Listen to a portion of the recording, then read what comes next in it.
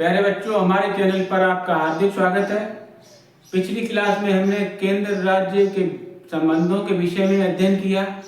तो आज की क्लास में हम केंद्र राज्य के वित्तीय संबंध के बारे में अध्ययन करेंगे। तो केंद्र राज्य के वित्तीय संबंध जो है संविधान के भाग 12 के अंतर्गत आते हैं। आइए जो महत्वपूर्ण बिंदु हैं केंद्र राज्य वित्तीय संबंधों से संबंधित उन पर चर्चा करते हैं।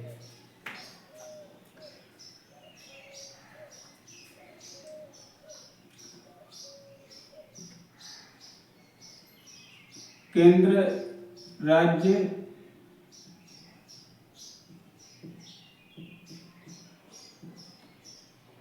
वित्तीय संबंध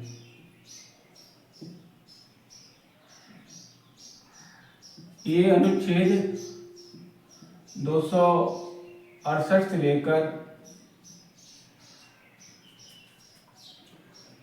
293 तक संविधान के भाग 12 के अध्याय 1 के अंतर्गत प्रावधानित हैं। तो आइए जानते हैं वित्तीय संबंधों के अंतर्गत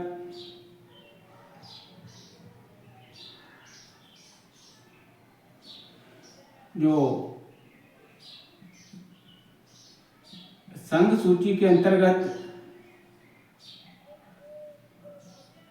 संघ को कितने विषयों पर जो है कर लगाने की शक्ति है। तो आइए जो प्रविष्टि संख्या 82 से लेकर 92 तक जो प्रविष्टियां हैं उस पर संघ को कर लगाने की शक्ति है। तो इस तरीके से जो संसद है वो प्रविष्टि संख्या 82 से लेकर और 92 तक कर लगा सकती है। अभी पढ़ेंगे हम जो संविधान का एक संविधान संशोधन 2016 में हुआ, उसके तहत जो 92 है उसको निरस्त कर दिया गया। इस तरीके से हमने ये जाना। आप जानते हैं कि राज्य सूची के कितनों विषयों पर जो है राज्य के विधानमंडल को कर लगाने की शक्ति है। तो राज्य सूची के जो विषय हैं उन पर जो प्रविष्टि संख्या है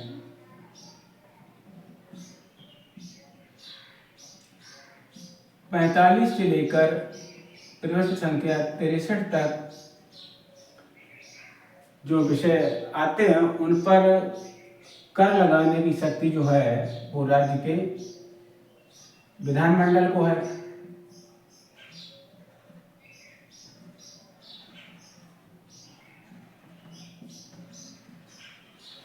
इसी तरीके से जो समवर्ती सूची है, समवर्ती सूची पर कर लगाने का कोई प्रावधान नहीं था। समवर्ती सूची में कर लगाने की कोई व्यवस्था नहीं थी। तो जो संविधान का संविधान संशोधन 1वां संविधान संशोधन हुआ, इसके तहत माल एवं सेवा कर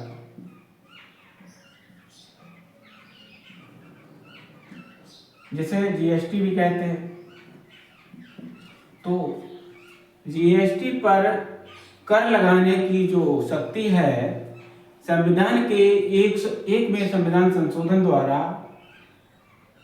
संघ और राज्य दोनों को दे दी। कहने का मतलब संसद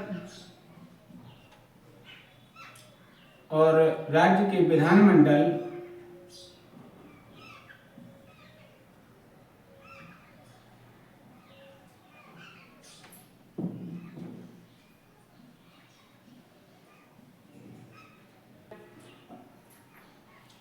किस संविधान संशोधन के तहत?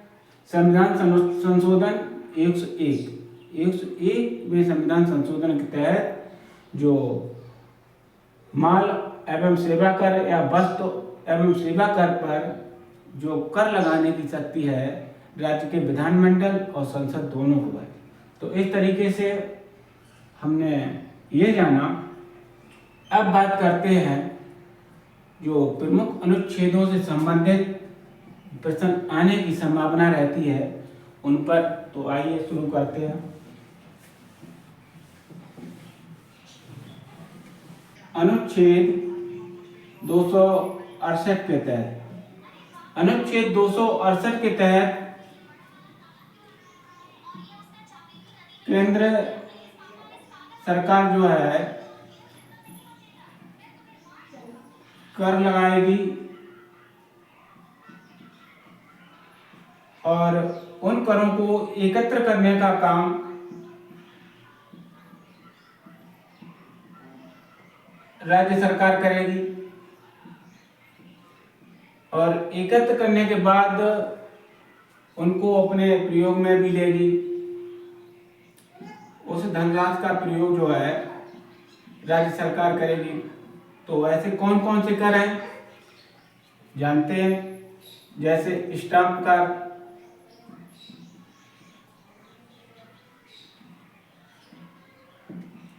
औषधि,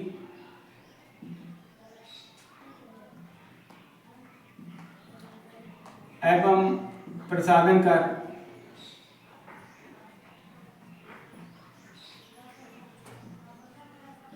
तो कहने का मतलब जो है स्टाम्प कर, औषधि एवं प्रसाधन कर, इस तरीके के कर जो है लगाने का काम केंद्र सरकार करेगी और उनको एकत्र करने का काम जो है राज्य सरकार करेगी और जो आय प्राप्त होगी करों से उसको प्रयोग में जो है वो राज्य सरकार ही करेगी।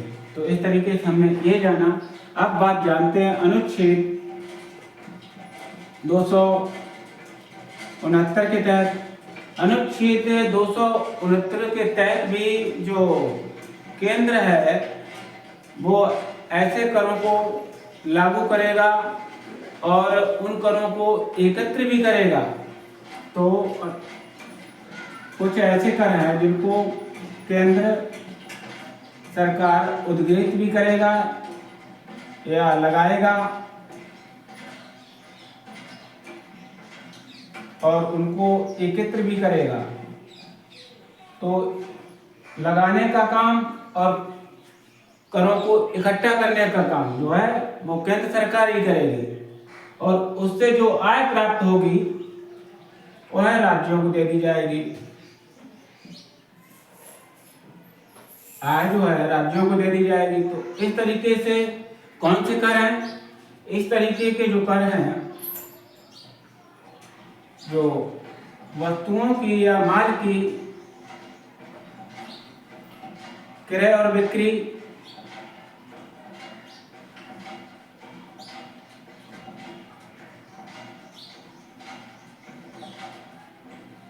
और वस्तुओं या माल का पारेषण,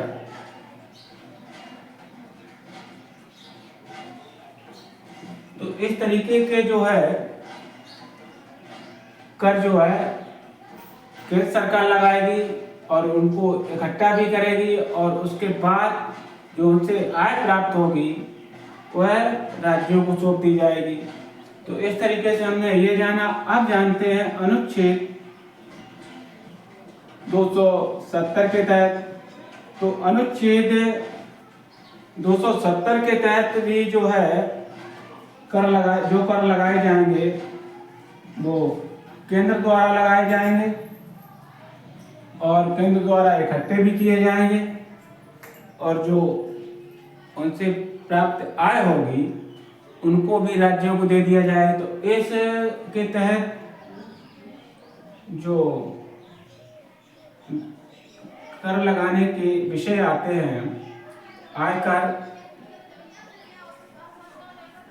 और संघीय या केंद्रीय उत्पाद कर इस श्रेणी के अंतर्गत आ जाते हैं। तो इस तरीके से हमने इन अनुच्छेदों के तहत इन तथ्यों को समझा। अब बात करते हैं अनुच्छेद 271 के तहत।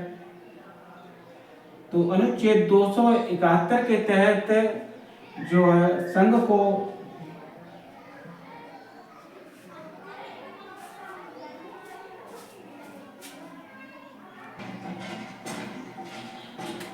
संघ के प्रयोजन हेतु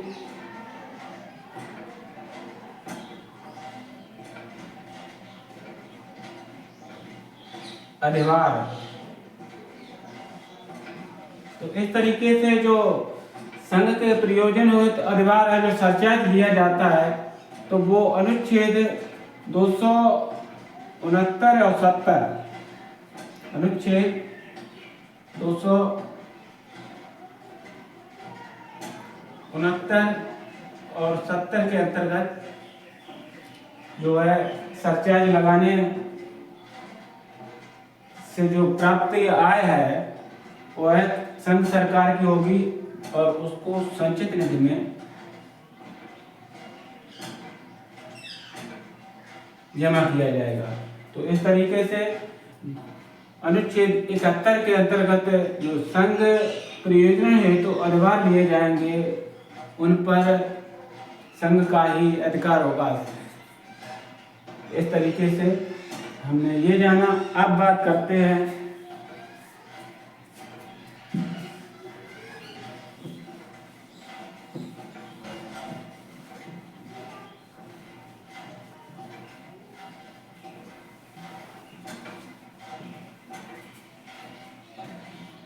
अनुच्छेद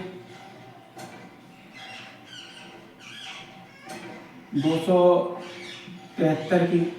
तो अनुच्छेद 273 के अंतर्गत ये बात याद रखनी है आपको, जूट और जूट उत्पादों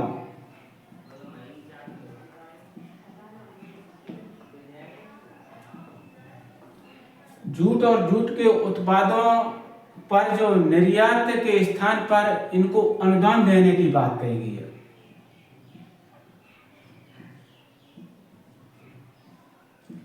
तो जहाँ जो जूट उत्पादक क्षेत्र हैं उनके लिए जो है केंद्र सरकार संचित निधि से अनुदान देने की व्यवस्था करती है।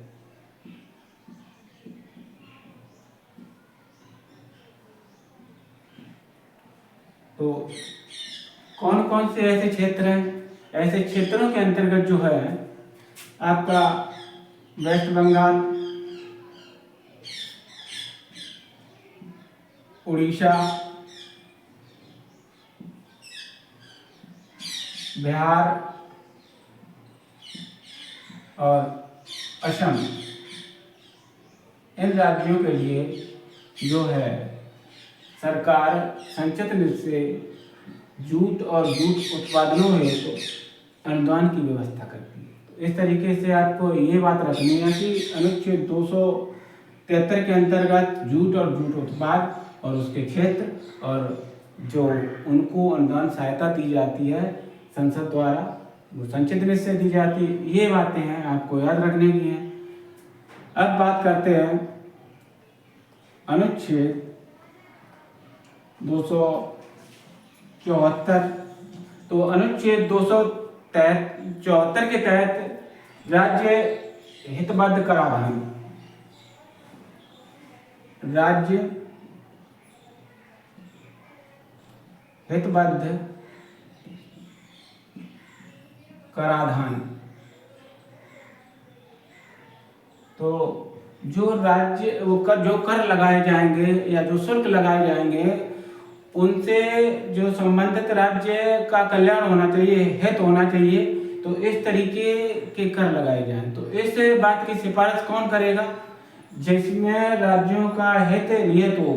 कोई भी संविधान संशोधन या कोई विधेयक जब तक राष्ट्रपति की स्वीकृति नहीं मिल जाती, राष्ट्रपति की पूर्व अनुमति से ही राज्य के लिए जो कर हितकारी है या नहीं है तो उस पर राष्ट्रपति की पूर्व अनुमति के बाद में ही इस प्रकार के कर लगाए जा सकते हैं। कहने का मतलब है राज्य हितबद्ध कराधान के अंतर्गत राष्ट्रपति की सिफारिश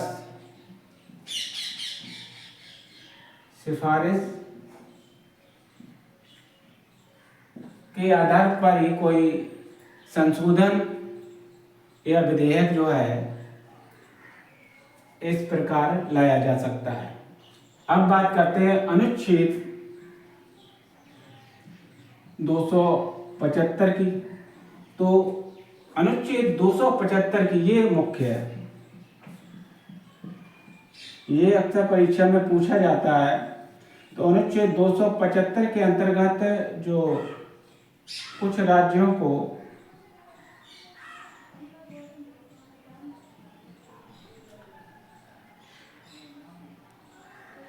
अनुदान देने का प्रावधान, तो जो संघ सरकार है या संसद है वो अपने विवेक से जिस राज्य को अनुदान की आवश्यकता होगी उसको अनुदान दे सकती है। किस अनुच्छेद के तहत? अनुच्छेद 275 के तहत। तो यहाँ पर आपको इस बात को याद रखना है। अब बात करते हैं अनुच्छेद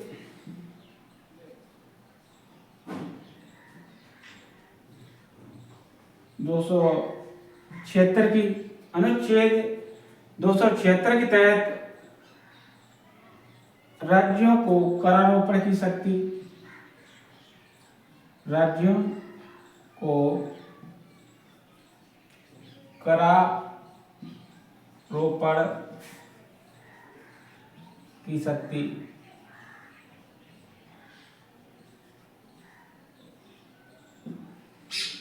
जो राज्य हैं उनको कर लगाने, करारोपण से आशय करों का रोपण, करों का लगाना। तो इस तरीके के कर जो है लगाने की शक्ति जो है राज्य सरकारों को दी गई है कि वो अपने आय में वृद्धि करें। तो इस शक्ति के आधार पर वो जो स्थानीय निकाय होते हैं जैसे जिला बोर्ड, नगर पालिकाएं,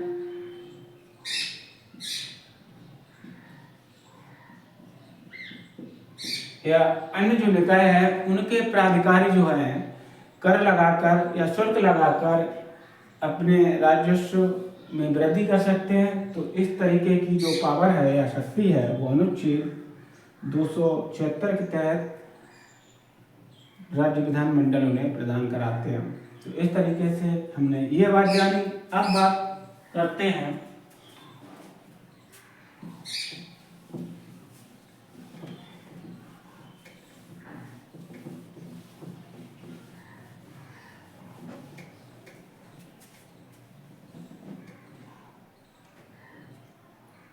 दो सौ 79 की। अनुच्छेद 279, अनुच्छेद 279 के तहत आपको याद रखनी है एक बात, शुद्ध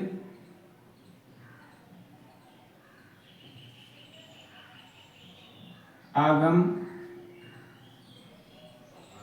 की गणना। आगम या आय बात एक ही होती है। सरल रूप में आप शुद्ध आय की गणना जो है कैसी शुद्ध आय की, जो कर होते हैं, जो संघ सरकार और राज्य सरकार द्वारा जो कर लगाए जाते हैं तो उनकी जो आय है कैसी है, शुद्ध आय। एक तो समस्त आय में से जो खर्चे होते हैं, कर एकत्र करने में जो करों को एकत्र करने में जो खर्चा आता है उसको आप घटा दीजिए, उसके बाद में जो आय बचेगी वो शुद्ध आय हो जाएगी। तो इस तरीके से जो शुद्ध आय है उसकी गणना का काम कौन करता है? सीएजी। जो भारत के महालेखा परीक्षक हैं इस प्रकार की आय की गणना करें। तो यहाँ पर आपको ये बात याद रखनी है, अनुच्छेद 279 के तहत जो है एक सेंटेंस याद रखना है आपको, शुद्ध आय और जो संबंधित तथ्य उनको। अब बात करते हैं जो अति महत्वपूर्ण तथ्य है, यहाँ से अक्सर अनेक प्रश्न पूछ दिए जाते हैं, तो इसको बहुत अच्छी तरीके से याद करना है। अब हम बात करेंगे जहाँ से परीक्षा में अक्सर अनेक प्रश्न पूछ दिए जाते हैं, अनुच्छेद 280 की। अनुच्छेद 280 अनुच्छेद 280 के तहत आता है आपका वित्त आयोग।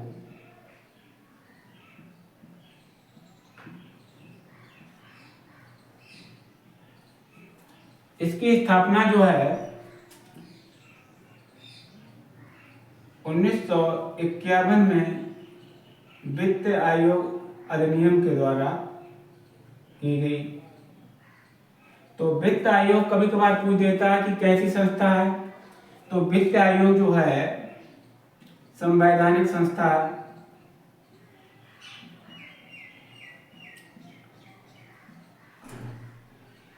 संवैधानिक संस्था हो गई आपकी। ये प्रश्न आ गया कि वित्त आयोग कैसी संस्था है, तो संवैधानिक।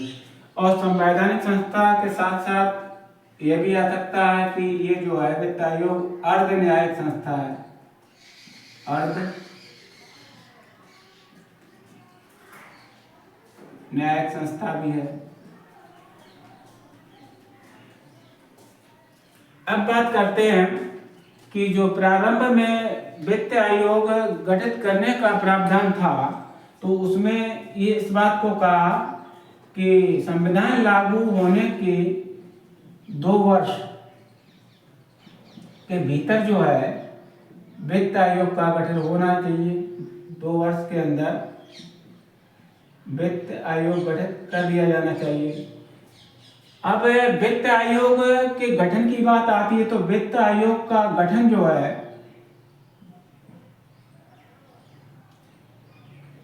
राष्ट्रपति महोदय करते हैं। तो प्रारंभ में हमने पढ़ा कि 2 वर्ष के अंदर की बात कही गई है, तो राष्ट्रपति महोदय जो है 5 वर्ष की समाप्ति पर 5 वर्ष की समाप्ति पर या उससे पूर्व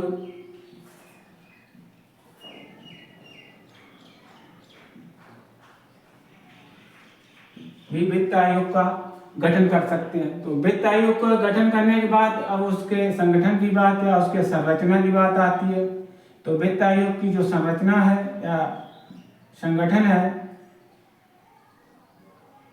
तो संरचना के अंतर्गत इसमें कितने अध्यक्ष होने चाहिए, कितने सदस्य होने चाहिए, क्या क्या होना चाहिए। तो संरचना के अंतर्गत जो वित्त आयोग में एक अध्यक्ष होंगे, एक अध्यक्ष और 4 सदस्य।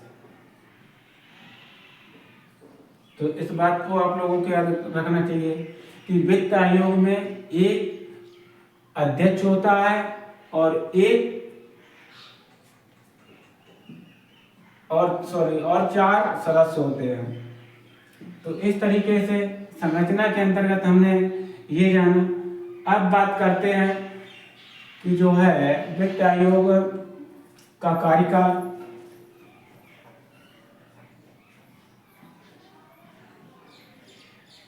तो वित्त आयोग का कार्यकाल जो है 5 वर्ष होता है।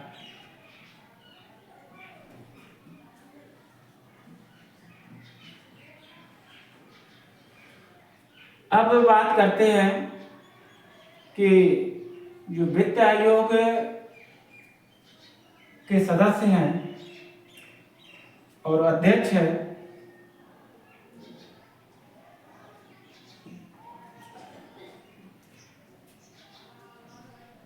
इनकी योग्यता क्या होनी चाहिए। तो सदस्य हैं, सदस्यों की जो योग्यताएं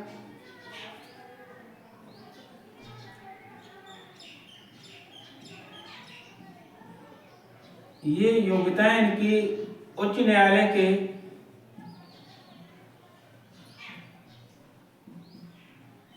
न्यायाधीश के समकक्ष होनी चाहिए। तो कहने का मतलब जो सदस्य हैं वो उच्च न्यायालय के न्यायाधीश के समकक्ष योग्यताएं रखनी चाहिए उनको, तभी तो मतलब सही तरीके से निर्णय ले पाएंगे राजस्व वितरण के संबंध में। और साथ ही उनको आर्थिक क्रियाओं का भी ज्ञान होना चाहिए, लेखाओं के बारे में या वित्तीय जानकारी होनी चाहिए उनको।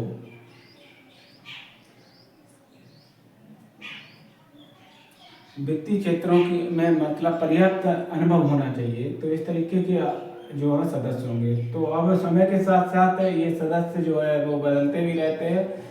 तो अब बात करते हैं जो यहाँ से प्रश्न पूछ दिया जाता है कि प्रथम वित्त आयोग कब गठित हुआ, तो 1951 में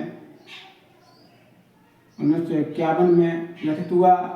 और प्रथम वित्त आयोग के अध्यक्ष कौन थे, तो प्रथम वित्त आयोग जो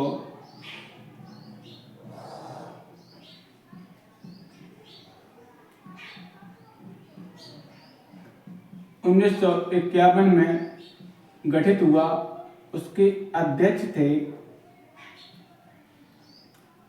केसी नियोगी।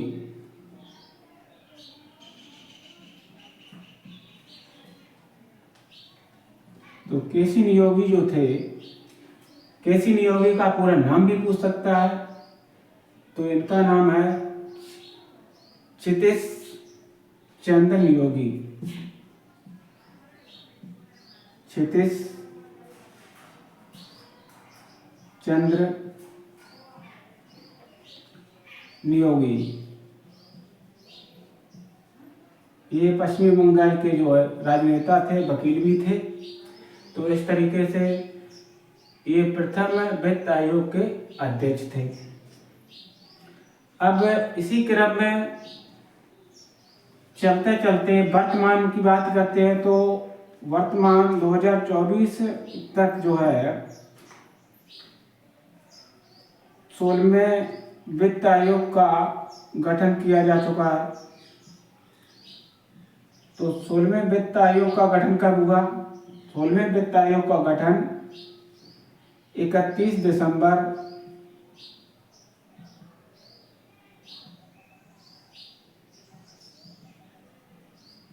2023 को हुआ। और ये जो आयोग है अपनी रिपोर्ट 31 अक्टूबर 2025 तक राष्ट्रपति महोदय को सौंप देगा। तो यहाँ पर हमने इस बात को भी जाना। अब बात करते हैं कि जो 16वां वित्त आयोग गठित हुआ उसमें अध्यक्ष और सदस्य कौन कौन। तो 16वें वित्त आयोग के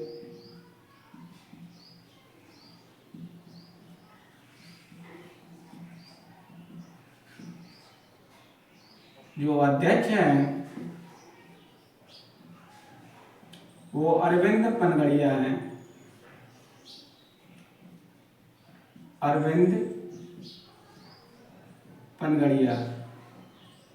अरविंद पनगड़िया के संबंध में दो बातें और जान लीजिए आप कि ये जो है नीति आयोग के प्रथम उपाध्यक्ष भी थे। किसके, नीति आयोग के प्रथम उपाध्यक्ष। और ये जो कोलंबिया विश्वविद्यालय में ये अर्थशास्त्र के प्रवक्ता भी थे। इस तरीके से हमने ये जाना। अब बात करते हैं, परीक्षा में अक्सर कम पूछा जाता है, फिर भी जो वर्तमान में स्थिति है, जो 16वें वित्त आयोग के सदस्य कौन कौन से हैं इन्हें भी जान लीजिए। तो 16वें वित्त आयोग के सदस्यों के अंतर्गत अजय नारायण झा,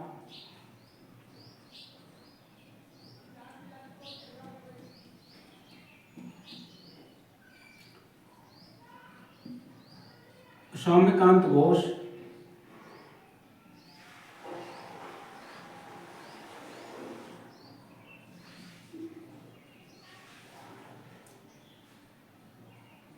जॉर्ज मैथ्यू,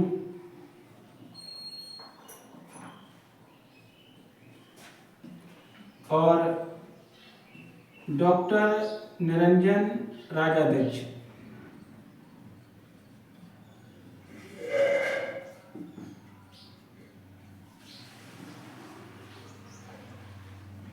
और इसके जो 16वें वित्त आयोग के सचिव हैं वो ऋतिक रंजन पांडे। इस तरीके से हमने 16वें वित्त आयोग से संबंधित जो महत्वपूर्ण तथ्य थे उन्हें जाना। अब बात करते हैं अनुच्छेद 281। अनुच्छेद 281 के तहत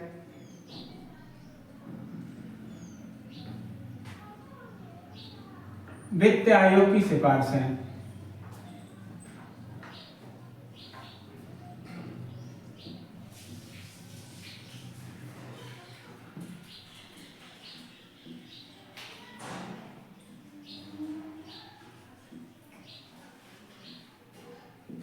तो आयोग गठित किया जाता है तो आयोग अपनी सिफारिशें देता है। तो आयोग जो गठित होता है तो आयोग 280 फर्स्ट के तहत ये सब काम करता है और जो अपनी सिफारिश देता है जानकारी करने के बाद तो उन सिफारिशों को राष्ट्रपति महोदय हैं संसद के दोनों सदनों के समक्ष रखते हैं।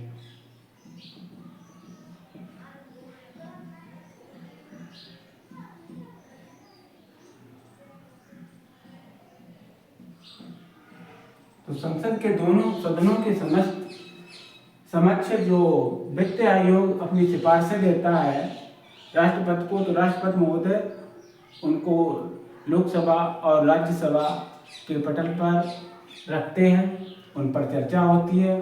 उसके बाद जो है इसका क्रियान्वयन शुरू हो जाता है। तो इस तरीके से हमने ये जाना वित्त आयोग की गठन कौन करता है और उसका क्या कार्य होता है, ये बात जानी। तो वित्त आयोग जो है केंद्र राज्य संबंधों के बीच एक अत्यंत महत्वपूर्ण भूमिका निभाता है। तो इसके जो सिफारिशों के आधार पर ही जो केंद्र है वो राज्यों के बीच वित्तीय बंटवारा करता है और जहाँ पर जो वित्त अनुदान की बात है वो भी उसका भी निर्धारण जो है वित्त आयोग ही करता है। तो आज की क्लास यहीं पर समाप्त करते हैं। अगर हमारा वीडियो आप लोगों को अच्छा लगे तो अपने दोस्तों के साथ शेयर करना, हमारे चैनल को सब्सक्राइब करना। जय हिंद, जय भारत।